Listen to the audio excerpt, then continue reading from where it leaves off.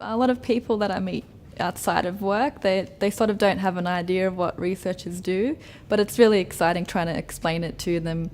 It's a very, very complex cancer, extremely complex. It's these multi-factors that apply to the progression of brain cancer, specifically as well glioblastoma. There's no one-hit wonder like the magic bullet. No real cure for a lot of brain cancer, which is something that is, it's fascinating to budding young scientists, I suppose. The problem with the tumour is it's very diverse, even within an individual patient, that they'll have a whole lot of different genetic alterations driving the same tumour. So, we're going to need very broad therapies.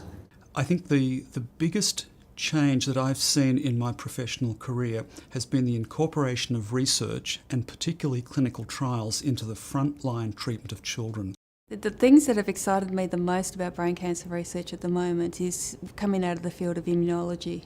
To actually be able to vaccinate against a brain tumour, I think is beyond our wildest dreams, but it's happening now.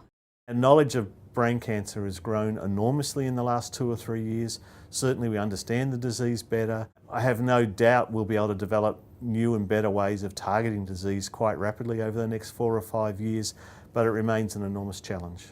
Community for brain cancer specialists and research is pretty small in Australia.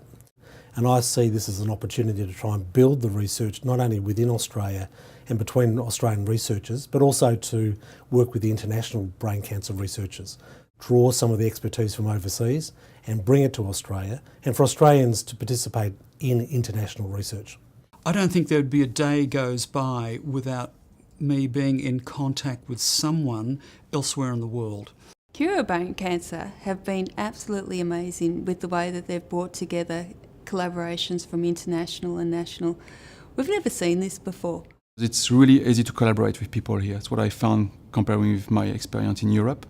And it's easy to get access to samples from the neurosurgeon, to machine or equipment or tools from other scientists. It's really, really easy, I think, to work together. That's what I like working in Australia. I'm good at tumour banking. Terry's fantastic at looking at EGFR and specific biomarkers. The Brisbane group are brilliant at their animal models. So working all together collectively, we can move things faster. Watch this space because it's a really exciting space to be in right now. Hi, I'm Jane STACEY. I'm sure you'll all agree that the men and women working in research are doing a vital job. You might remember me. I was one of the 3 brain cancer warriors at the video at last year's ball. One of the others, Glenn, is here tonight.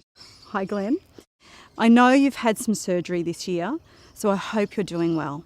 I was really saddened to hear that the 3rd brain cancer warrior, 15-year-old Gus Larkin, died in October. It's an important reminder of why we're here and why it's important to donate to brain cancer research so that survivors like me are not the minority, but the majority.